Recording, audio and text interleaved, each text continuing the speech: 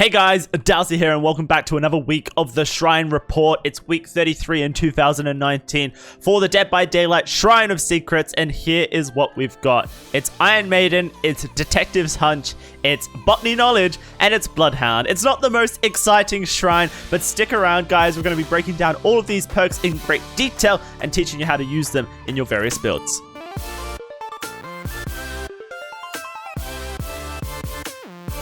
So, if you're sticking around, then welcome to the Shrine Report. We're going to go into every perk in great detail and break them down, make sure that you know exactly what they do and how you can use them to great effect. If you enjoy this content, then make sure to check me out on Twitch. We stream on Tuesdays, Thursdays, Saturday, and Sundays, 4 days a week, where we provide very educational killer gameplay and answer any questions as well as the requests from anyone in chat. So if that's something that interests you, then you know where to find me. Tuesday, Thursdays, Saturday, and Sundays. Now, like I said, it's not the most exciting shrine this week, but some of these perks are quite interesting in the way they can be used and kind of break the meta. So maybe you'll find something interesting from this perk breakdown. And let's start it off with the first perk in the shrine, which this week is Iron Maiden. It's a unique teachable perk from the Legion that's unlocked in the Bloodwebs from level 40 and onwards. And what it does is it allows you to open lockers 30% faster at tier 1, 40% faster at tier 2, and 50% faster at tier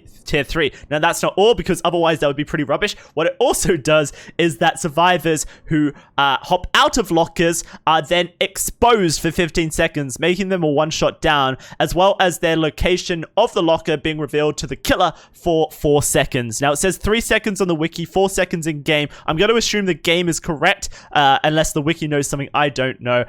So this perk can be quite interesting.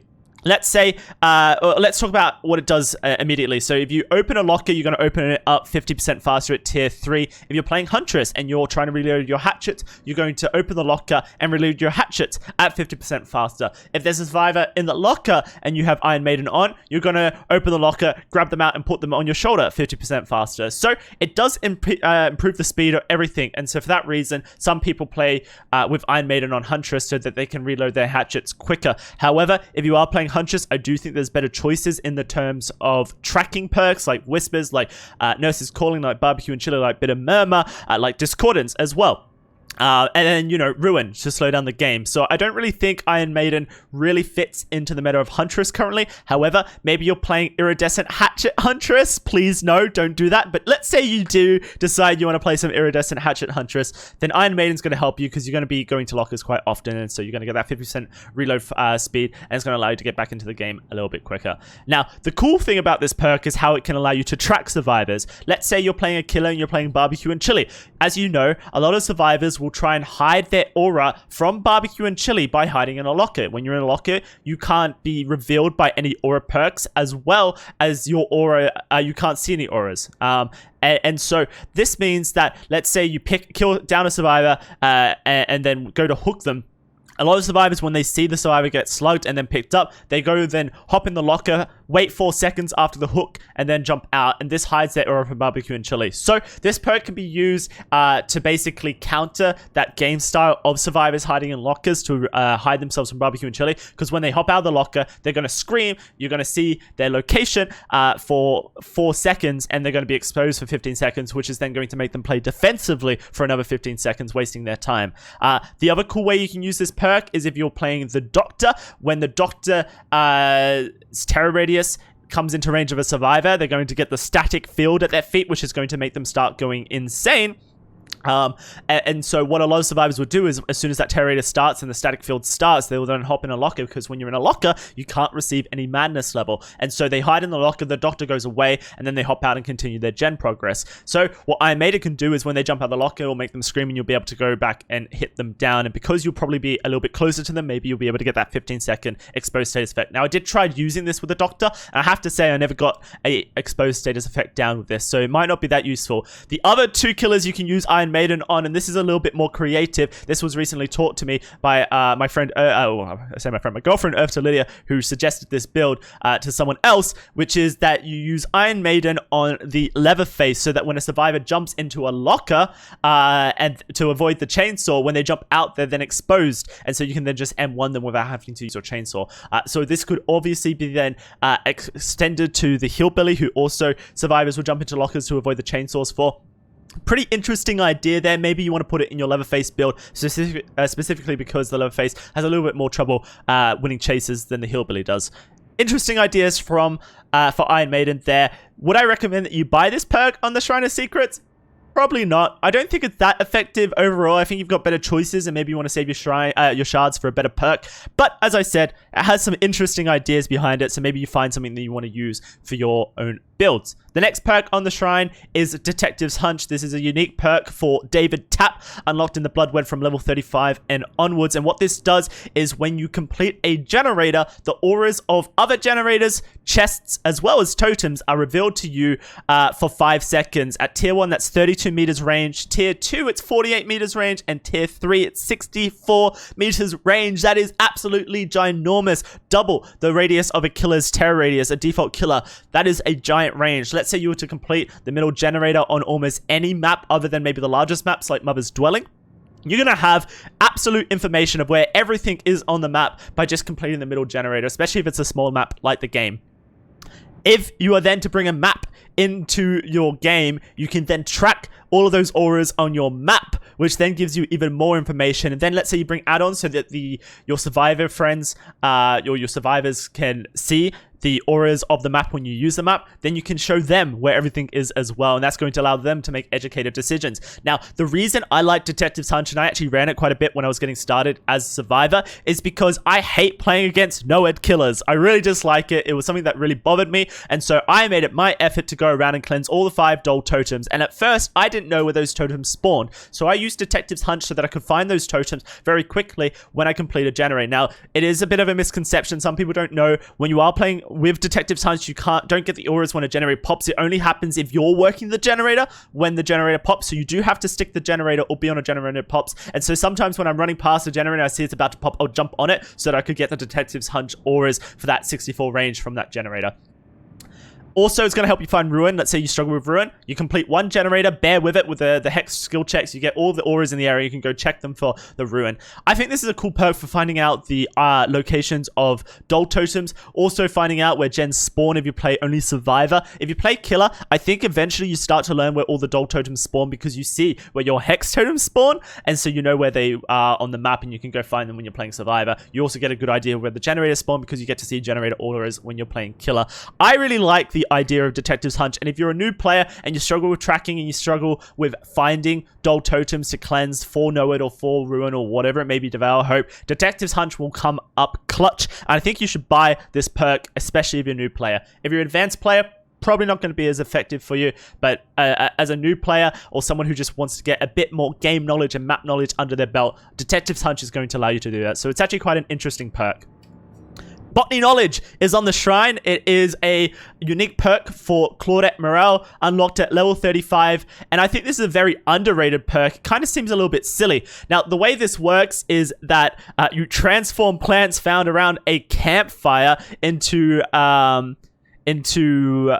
tinctures that can slow down the bleeding. It's a really silly lore. Essentially, what it does is increases your healing speed as well as healing item efficiency by 11% at tier 1, 22% at tier 2, and 33% at tier 3. Now, why is this good for you? Well, let's say you're running self-care. Self-care is a 32-second heal by default. If the killer is running Sloppy Butcher, it's actually a 40-second heal. You're going to see in today's gameplay video, I played Legion, and we have survivors healing for 40 seconds with Sloppy Butcher, and it wins us the game. 40 seconds is half a generator. A generator takes 80 seconds to complete, unless you hit great skill checks, then it's a little bit quicker, or you have a toolbox that's a little bit quicker. At default, 80 seconds. So if you're self-carrying with Sloppy Butcher for 40 seconds, you are literally wasting half a generator's progress, and that will lose survivors of the game. Self-care is a killer perk as far as I'm concerned. But with Botany Knowledge, you're going to increase your healing speed by just a little bit. So let's say you bring in a med kit with a med kit's going to reduce your healing speed. Bring your healing down to the time it takes for a survivor to heal you. So that's 16 seconds. Then with self-care on top of that, that's going to reduce it down to, I think it reduces down to 12 seconds. No, I'm getting this wrong. So the med kit is going to bring it down to 20 seconds. Then I believe self-care is going to increase it down to 16 seconds. No, actually, I'm getting this really wrong. This is if you're running self-care and Botany Knowledge in conjunction with each other. Let's say you bring only Botany Knowledge and you bring a medkit with you, okay? So, scrap everything I've said. Botany Knowledge and you bring a medkit with you. So, the medkit is going to make you heal at 16 seconds. Then with a add-on like abdominal dressings, which is going to increase your charge speed by 25%. It's then going to heal you at 12 seconds. Then you slap Botany Knowledge on it for the 33% healing speed increase. Now you're healing at 8 seconds speed. And then if you hit a great skill check, maybe you're healing at 7 seconds, maybe 6 seconds. If you hit 2 great skill checks, why run self-care when you can bring in a medkit with you and Botany Knowledge, get increased healing item efficiency as well as speed, and have an 8-second heal? It's absolutely bonkers. I think that if you're a survivor that likes running self-care, you would do a favor to yourself and your team by just bringing in a green medkit like this, slapping on abdominal dressings, slapping on gel dressings, and having an 8-second heal with Botany Knowledge attached. Now, I do want to throw out a little pro tip here. Add-on order matters. See how abdominal dressing reduces the charges by 25%? The add-on order is actually the order that things happen. So an emergency medkit, for example, has 24 charges. If you were then to reduce the charges by 24%, that's 1/4 of 24, so 6. So you're going down to 18 charges. And then let's say you slap gel dressings on top of that. That's going to increase it up to 36 charges. So that's 36 charges on your emergency medkit with this add-on order. But let's say you reverse the order, do gel dressings first and then abdominal dressings second. What instead's going to happen is you're going to have a 24 charge medkit. You're going to add 16 charges from the gel dressings, and then you're going to reduce the charges by 25%. And so 25% of 40 is now is 10. So that's a 30 charge medkit instead of a 36 charge medkit. That's actually a pretty big difference if you ask me. So make sure that you're putting your add-ons in the correct order. If an add-on reduces the efficiency of anything, then make sure you do it first and then add efficiency back on. Same could be said for a flashlight. A flashlight, you have like a purple flashlight for 12 seconds of use. Then you slap on a long life battery for 6 seconds of use. And now you have an 18-second use flashlight. And then you want to basically use the low amp filament, which is going to slightly decrease the flashlight battery consumption. If you were to do low amp filament, then the reduction on the flashlight is only going to happen for the flashlight, and it's not going to happen for the long life battery. So make sure you're doing your add-ons in order. I know that's a little bit sidetracked. It's not really on topic with the shrine, but I thought I would throw that in there just in case you didn't know that add-on items, item add-ons order matters in Dead by Daylight. Anyway, like I said, Botany Knowledge, replace self-care with Botany Knowledge, bring a medkit in, bring in abdominal dressings, and instead of having a 32-second heal, you're going to have an 8-second heal. It's a no-brainer. Right, let's move on. But question is, would you buy it on the shrine? Because I always do that. Would you buy Botany Knowledge on the shrine? Hell no, you wouldn't. Because, of course, if you are playing Survivor, chances are you've already leveled up Claudette Morel because she's a free character for the self-care. So you already have Botany Knowledge unlocked. So it's completely useless on the shrine. But I wanted to give you some information. Maybe, for whatever reason, you haven't leveled up Claudette. But even if that's the case, just level up Claudette and save your shards. No brainer. Last perk on the shrine is Bloodhound. It is a teachable from the Wraith unlocked at level 35. The way Bloodhound works is it makes blood considerably more discernible than normal. And at tier 1, you'll be able to track it for 2 seconds longer than normal, 3 seconds for normal, longer than normal at tier 2, and 4 seconds longer than normal at tier 3. So, why is Bloodhound a good perk? Well, blood in Dead by Daylight never lies. Scratch marks can be inconsistent. Sound can be inconsistent. Even just, auras can deceive you. But blood never lies. A blood splat is always going to lead towards a survivor. So, if you slap on Bloodhound, you're then going to have bright red, and I mean bright red blood spots on the ground, and you're going to be able to track that blood like it's nothing. Is Bloodhound a very effective perk right now? Not really. There's better kill perks, but let's say you're new to the game and tracking isn't your forte. Bloodhound is going to be a life save.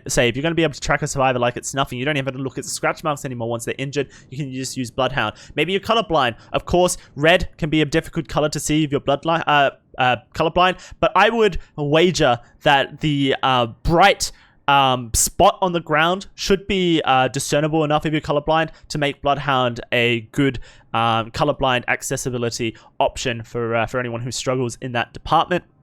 I used to run this perk on the Legion before they changed the Legion's Feral Frenzy. You used to be able to see blood in Feral Frenzy, so that meant that I could run Bloodhound, and because I couldn't see scratch marks, I could just track their blood spots and find them without a hitch. But they have since changed Legion, so you can't see blood during Feral Frenzy, so I no longer run Bloodhound on my Legion. However, let's say you're playing the Plague. Most survivors at high ranks and even at green ranks will not heal against the Plague. They will stay broken. They will not cleanse from the healing pools. And so because of that, they're going to be bleeding all over the place. And so Bloodhound could be a really effective tracking perk on a killer like the Plague. Of course, there are some exceptions to blood. Let's say the survivor is running no Miva. They're not going to bleed. That's going to mean that you won't be able to see their blood with Bloodhound. That's the only exception, really.